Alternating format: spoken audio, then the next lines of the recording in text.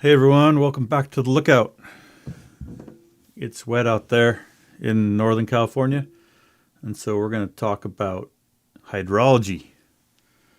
I'm a geographer, and one thing that we do as geographers, we're generalists. Right? We learn a lot about lots of different things, and so hydrology seems topical today, so I'm going to talk a little bit about what hydrology is.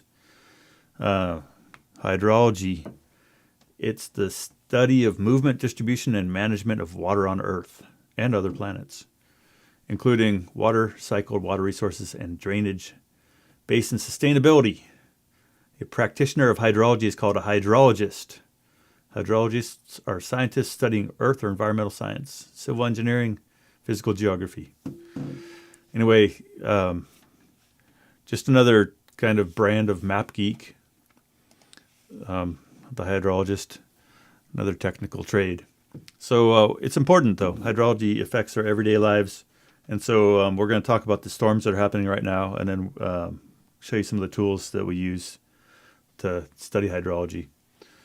Creeks are ripping right now, so I'm just going to kind of start off with a little montage of stuff that I shot today throughout the day. So this starting off is Butte Creek. Butte Creek drains out of the foothills here near Chico. This was running this morning at about 6,000 or 7,000 CFS. In 1997, the big year, it was running more like 40,000. Right, so we're not really seeing a flood right now. We're seeing kind of maybe a 2 or 3 year storm. This is at the covered bridge. And Butte Creek, when things are juicy, Butte Creek Canyon, you see a lot of water running. So as we kind of come here onto the hillside, there's kind of every little nook and cranny here has water flowing in it. And then I went over to 5 Mile, upper part of Chico, kind of right on the edge of Bidwell Park. There's a dam there at 5 Mile, and it lets water down into Chico. And so this is, the dam controls how much water can go into Chico. And then this is another dam nearby there that drains water into Lindo Channel, and Lindo Channel. Both these dams regulate how much water goes into Lindo Channel or Chico. So theoretically, only as much water as these channels can handle goes through town in Lindo Channel and Chico Creek, and the rest gets shunted over into what's called Sycamore Diversion. And so the county was out there, and they were cleaning some logs out. And then this evening, I was up. Well, this is actually this afternoon, up at my shop at the airport, and the city just spent like $35 million building this kind of freeway up to the airport, and they didn't nail the hydrology. This is why hydrology is important. So now whenever we have not a huge storm, the water from this drainage ditch flows out and floods the road. And so we're going to talk a little bit about that. But yeah, it's sketchy. It was a brand new, basically 4-lane road that they spent like 2 years building, but they didn't get the drainage right. And so it's flooding. So I want to talk a bit about like what tools we have as hydrologists to kind of plan this stuff and how they kind of failed here. And then right before sunset, I went to 1 Mile, ran into some goofy friends. Everyone comes out to see the creek. And this is about as high as it gets usually. Just a couple feet under the bridge here at 1 Mile. And then we went back up to 5 Mile, kind of right at dusk. And 5 Mile, it's about as high as you usually see it. It was up over the kind of the tops of the picnic tables at 5 Mile. And this is that same dam where we filmed it churning this morning. So just back to 5 Mile real quick. This levee here is super important because it protects all of Chico. And we've talked about this several times on here. We'll get here in a minute to the fancy blue colors, but here's Bidwell Park and Prescribed Burn that we did earlier this year. And then here's Chico Creek, and it comes down right to 5 Mile. And here at 5 Mile, where I was just shooting that imagery, is this dam. 5 Mile basically has a levee that runs around it.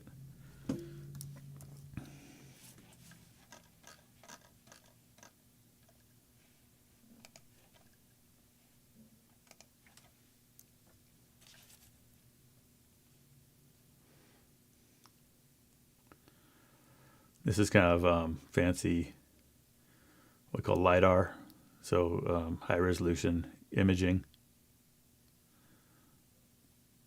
Basically showing the landform here at 5 miles. So here's 5 Mile, here's the picnic area, and starting up here on Centennial, what you walk on at 5 Mile, that's kind of the sidewalk, is also a levee. And that there's a dam here, and then the levee continues around, and this is the Lindo Channel Dam. And then this is what we call the Graffiti Dam, or Giant's Graveyard. So anyway, the water right now is charging down into Chico, and when it gets to 5 Mile, it splits. And this is a safety valve, basically, that shunts water around Chico to keep Chico from flooding. So right now I've got like 12,000 cubic feet per second coming down. No, not quite that much. Let me see. 9,000. We've got 9,000 CFS. And this system here is designed to take about 15,000. So that's about 750 down here into Chico, maybe 1,500. That's several thousand CFS down Lindo Channel, and then the rest gets shunted around Chico in this big diversion. So like I said, this place I'm standing in that video is super important, because if this levee fails during a big storm, then all that water that's currently getting shunted around town can come right down into town. And here's Highway 99, Bidwell Park. And so if the levee at 5 Mile fails, it could flood kind of everything between Lindo Channel and Chico Creek on the east side of Highway 99, which is why this is kind of a FEMA floodplain. So during these big storms, we hope that that levee there at 5 Mile holds up. And we talked about that quite a bit, so check our other videos. But talking about hydrology, I want to talk a bit about why hydrology is important. So here I've got something I really am excited about. And this uses LiDAR to basically show flow accumulation. And so this is kind of one of the tools that hydrologists have, is we can take the LiDAR, which is the same stuff that we're using to make these shaded relief models. Basically, an airplane flies over and it laser scans the landscape. And the United States Geological Survey has been doing this kind of LiDAR for as much of the country as they can. It's expensive and it's really super data intensive. But you end up with like an elevation point, like 9 per square meter. And where that becomes really cool is then you can start to do things like analyze the LiDAR for how flow accumulates on it. So we have, say, this model here. Let's see if we can stack these things.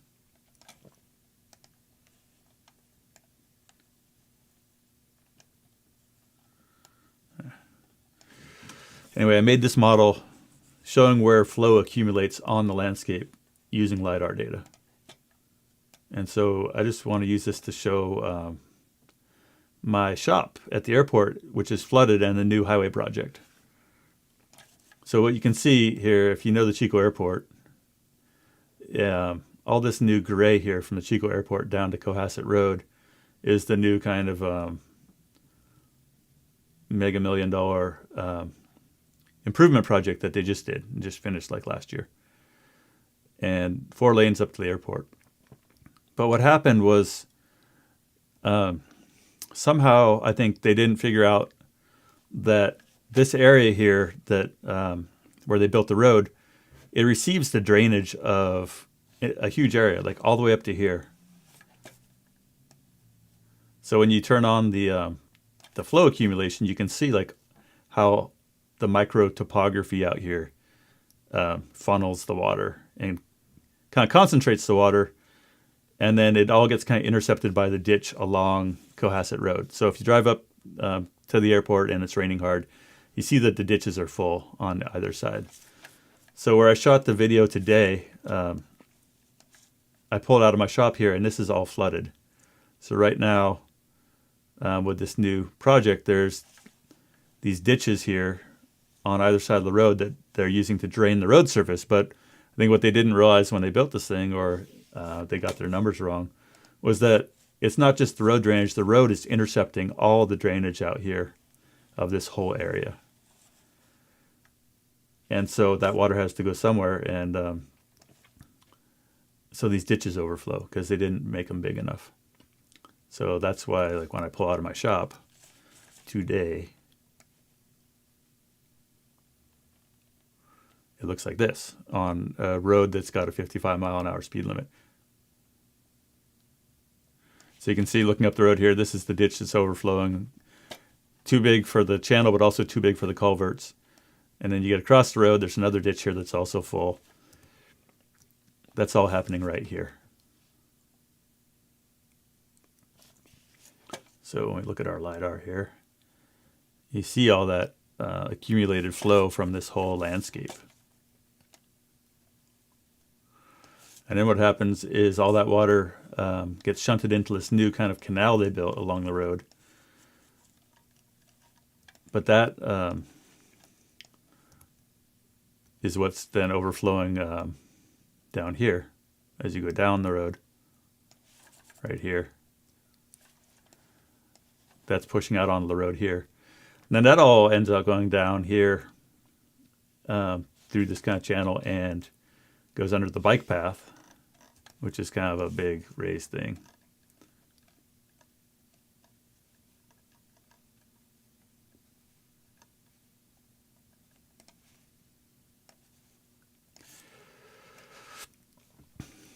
And then if that plugs, then this whole area is going to flood.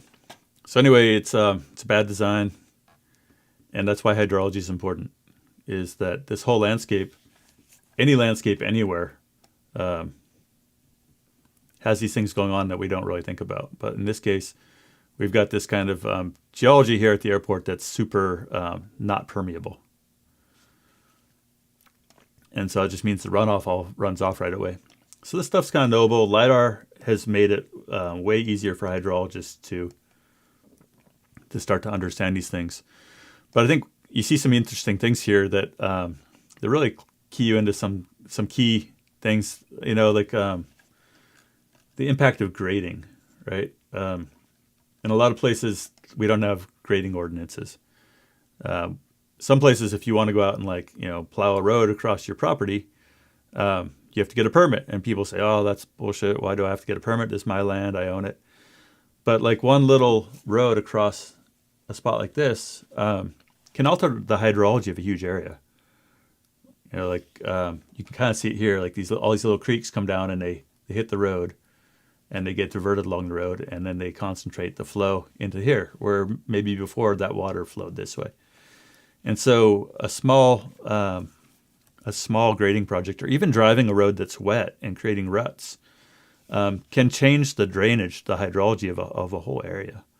You know, like if this person had built this road and cut a ditch there, it'd be intercepting all this water and it'd be dumping into this creek now instead of a different creek. And so what happens when that happens is, you know, suddenly the drainage down here, someone put in a culvert, and the engineer, the hydrologist, sized the culvert based on the size of the catchment that flows to that point. And they said, okay, well, if you get, 4 inches of rain, it's the worst case scenario. You're going to get this many acre feet of flow. You need to have a 36-inch culvert. But then if your neighbor goes and bulldozes a road here, and suddenly this drainage is intercepting another, 10 acres, 4 inches of rain is, 3 acre feet or something, that now you might need a 40-inch culvert. So it's complicated, and everything, what you do on your property affects your neighbor. And so I think this is pretty cool stuff, just being able to kind of look at accumulation of flow. Kind of coming back to something we looked at the other day, there's flooding. There's a lot of flooding going on right now all over Butte County, Shasta County. Down here, Kiefer Slough often floods, and Kiefer Slough's down here, and Rock Creek. And these areas often flood, and we talked in a previous episode about how there's a new development out here that's basically built in the floodplain. Geographically speaking, floodplain's a political designation, so and it means something. So if something's mapped as floodplain, you can't build in it. But right here, the floodplain map says this area isn't actually floodplain. But if you look at the hydrology and where water flows out there, water's flowing all over the place. And so when you go out and actually build a subdivision in a place like this, you're concentrating the flow, you're changing the flow patterns. And so anyway, what's happening today is what happens all the time is this creek overtops here and people try to drive through it, and then there's water rescues. But when you start looking at, a flood-prone area like this that is lacking a flood control system, you start to see all kinds of like strange things going on where one neighbor, put in a road or a driveway, or someone else built their own private levee or something. And what used to be kind of a natural flowing stream network, like over here, you see what this looks like without human kind of interference.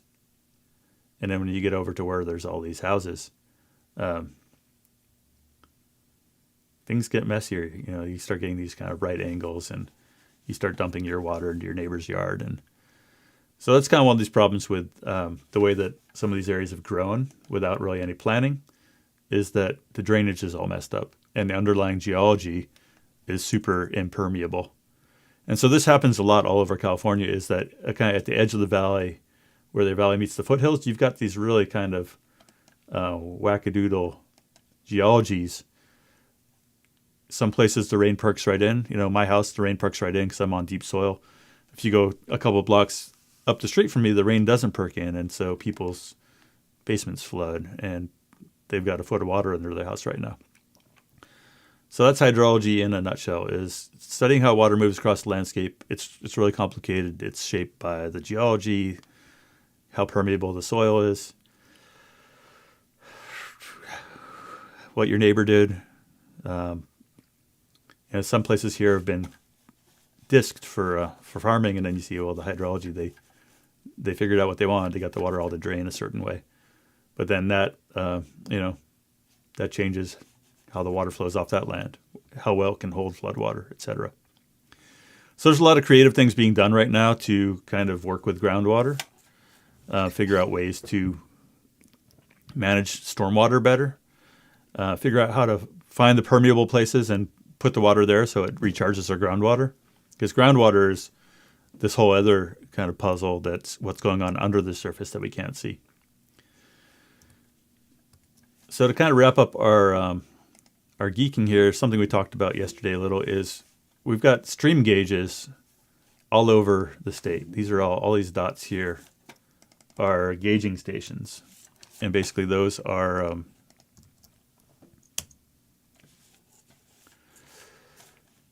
all places that are telemetry or telemetered, meaning that they're hooked up to satellites.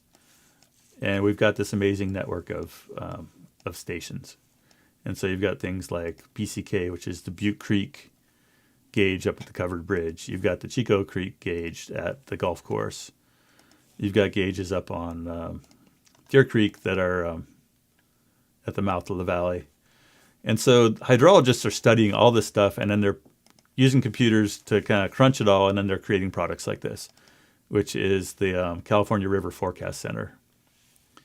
And what this is doing is this is an automated tool that is looking at all that different gauge data and creating this flooding map. So if you look at this, I'll put this up here in the chat.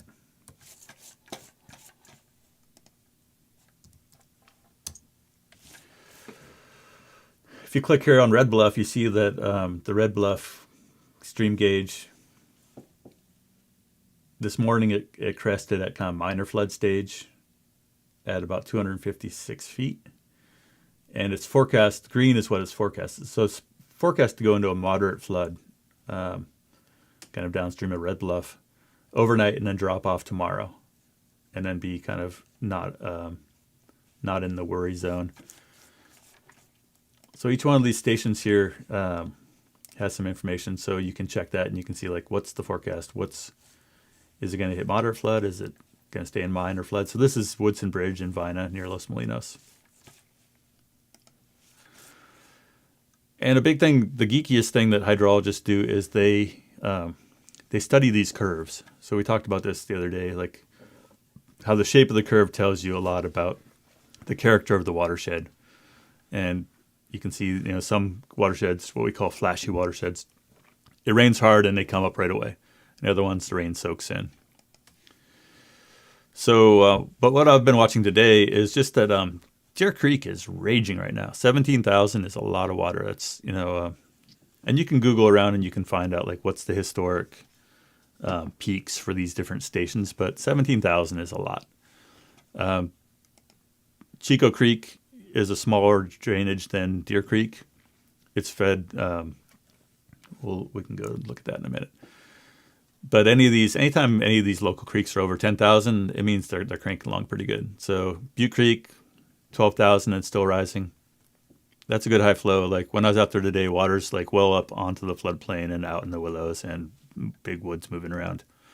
Chico Creek, it's rising fast right now, but the rain is kind of tampered down, so it's probably not going to. Depending on what happens with rain overnight in the foothills or in the mountains, Chico Creek's not right now headed for, like, if it's still rained for the last 3 hours as hard as it was raining at sunset, like we'd be kind of headed into pretty high water on Chico Creek and a little bit worrisome for the whole system. But I think right now the rain kind of stopped right at the right time. But yeah, Deer Creek and Mill Creek right now are really ripping. And as we've said before, like in part because the park fire. So let's see if we can turn on our watersheds here.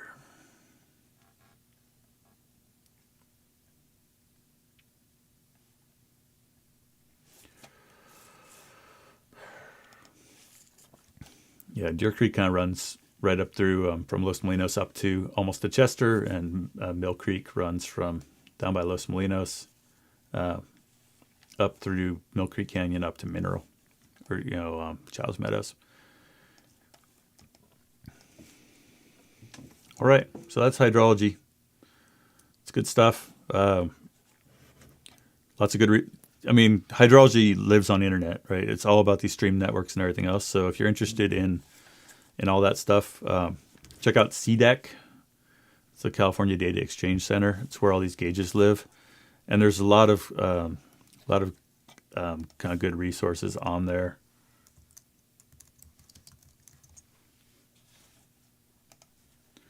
They've got a lot of different summaries, a lot of different ways to kind of see where the things are. They got snow surveys.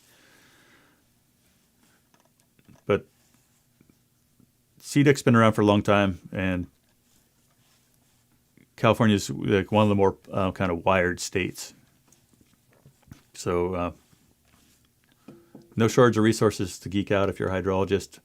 I learned a lot about this stuff as a youngster because I was a kayaker, and all my friends, it was kind of the dawn of the internet, and that was one of the first things that people really got into was like get on your dial-up and check the stream gauge on Deer Creek to see if it's runnable. Okay. If you like all this stuff, check out the internet, or check out the Lookout. We got all kinds of stuff on there, but including some of our hydrology stuff. We're starting to do more water resources since it's not fire season. So yeah, check it out. Look around on there. Thanks everyone for checking out our stuff. We'll keep covering these storms. I'm working a lot in my shop right now, so trying to pace myself for, it's not fire season, but we want to keep making videos for y'all. So we don't really have quite a schedule. If you do get on the Lookout, you can subscribe to a newsletter, and we're going to start publishing that on a weekly or 2-weekly basis coming up here. That it'll just kind of it'll either talk about what we're up to now, or it'll share some of the cool stuff we've done in the past. All right, thanks everyone. See you later.